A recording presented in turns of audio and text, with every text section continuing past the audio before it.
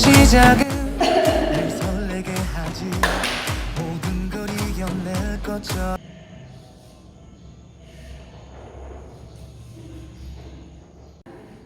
Awas COVID. COVID-19 merupakan infeksi saluran pernapasan yang menular disebabkan oleh coronavirus yang ditemukan pertama kali di Wuhan pada akhir Desember 2019. Penyebab dari COVID-19 ini sendiri adalah infeksi virus yang dinamakan dengan SARS-CoV-2. Bagaimana dengan gejala COVID? Berdasarkan gejala COVID-19 terbagi atas 5, yaitu yang pertama tanpa gejala, ringan, sedang, berat, dan kritis. Yang pertama adalah tanpa gejala. Kondisi ini merupakan kondisi teringan di mana pasien tidak ada mengalami gejala apapun. Kedua yaitu ringan. Pasien dengan infeksi virus saluran napas yang disebabkan oleh virus ini tidak berkomplikasi atau tidak ada gejala spesifik seperti demam, batuk, lemah, kemudian sesak napas, dan gejala COVID-19 lainnya. Yang ketiga, sedang. Pasien remaja atau dewasa dengan pneumonia tetapi tidak ada tanda pneumonia berat dan tidak membutuhkan suplementasi oksigen, atau anak-anak dengan pneumonia tidak berat dengan keluhan batuk atau sulit bernapas disertai dengan napas cepat.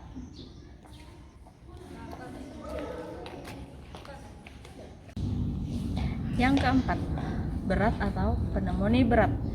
Pasien remaja atau dewasa dengan demam atau dalam pengawasan infeksi saluran napas atau pneumonia ditambah satu dari beberapa gejala, yaitu frekuensi napas yang lebih dari 30 kali per menit, terus distres pernapasan berat atau saturasi oksigennya kurang dari 93%.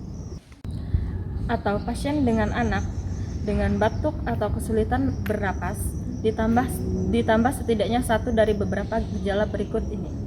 Yang pertama, sianosis sentral atau SpO2 kurang dari 90%. Yang kedua, distres pernapasan berat atau seperti mendengkur, tarikan dinding dada yang berat. Yang ketiga, tanda pneumonia berat, yaitu ketidakmampuan menyusui atau minum, letargi atau penurunan kesadaran atau kejang.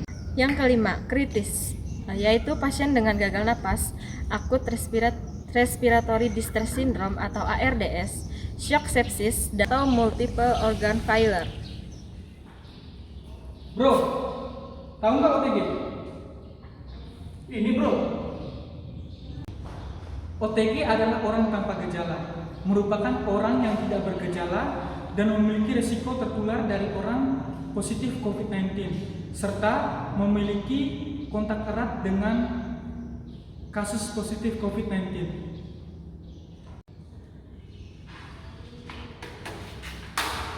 Selain OTG ada istilah PDP. PDP atau pasien dalam pengawasan adalah orang dengan infeksi saluran pernapasan akut, yaitu yang mengalami demam lebih dari 38 derajat Celcius atau riwayat demam yang disertai salah satu tanda atau gejala gangguan sistem pernapasan seperti pilek, batuk, sakit tenggorokan, pneumonia ringan hingga berat.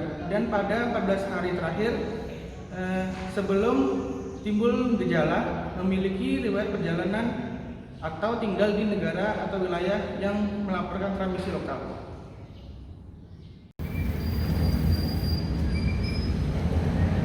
Lalu, bagaimana tata laksana untuk OTG? Yang pertama, pasien harus menjalani isolasi mandiri di rumah selama 14 hari. Yang kedua, pasien akan dipantau oleh petugas FKTP melalui telepon. Dan yang ketiga, setelah melakukan isolasi selama 14 hari, pasien harus melakukan pemeriksaan klinis di fasilitas kesehatan terdekat. Lalu, apa yang harus dilakukan pasien selama isolasi mandiri di rumah? Yang pertama, selalu mengukur suhu tubuh pada pukul 7 pagi, pukul 12 siang, dan pada pukul 7 malam. Kedua, selalu menggunakan masker setiap berinteraksi dengan orang lain. Ketiga, jaga jarak. Keempat, rajin cuci tangan dengan air mengalir ataupun menggunakan hand sanitizer. Lalu yang kelima, upayakan untuk tidur di kamar sendiri. Keenam, tetap menerapkan etika batuk.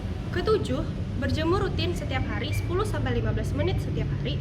Dan kedelapan, pisahkan pakaian kotor dari pakaian anggota keluarga lain dan ditutup dengan plastik.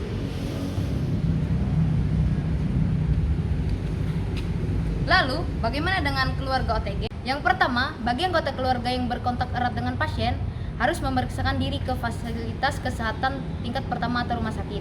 Yang kedua, harus menggunakan masker. Yang ketiga, jaga jarak 1 meter dengan pasien.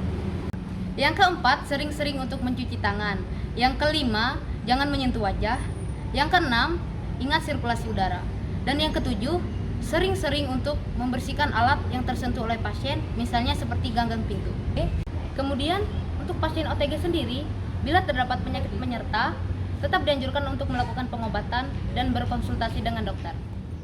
Lalu, bagaimana tata laksana untuk PDP? Jika tanpa gejala, akan dilakukan isolasi mandiri di rumah selama 14 hari, kemudian tetap menerapkan protokol kesehatan dan diberikan vitamin C 3 kali 1 tablet. Untuk gejala ringan, akan dilakukan isolasi mandiri selama 14 hari dan dilakukan pemeriksaan laboratorium seperti RDT atau PCR swab nasofaring sesuai pedoman COVID-19 Kemenkes.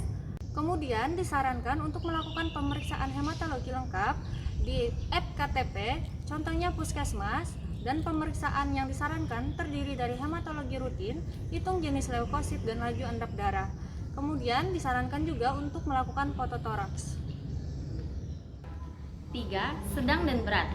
Pertama, isolasi dan pemantauan bagi pasien yang dirawat di rumah sakit umum maupun rumah sakit rujukan khusus COVID-19.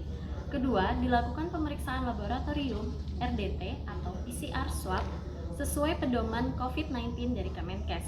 Ketiga, pikirkan kemungkinan diagnosis lainnya. 2. Non-farmakologis. Pertama, pasien diharuskan istirahat total, intake kalori adekuat, kontrol elektrolit dan hidrasi atau terapi cairan dan oksigen.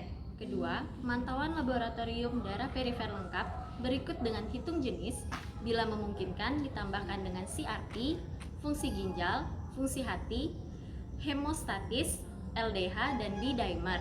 3. Farmakologis. Bila ditemukan pneumonia, lakukan tata laksana pneumonia dirawat di rumah sakit.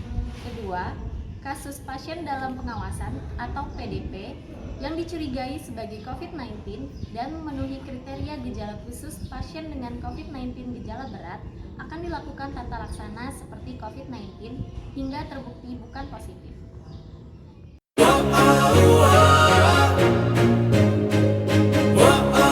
Ayo, ayo, Ayo, ayo, ayo, ayo, ayo, Ayo! lawan corona, lawan corona, lawan corona, Lawan corona! lawan corona, Lawan corona! Lawan corona! Lawan corona! 보여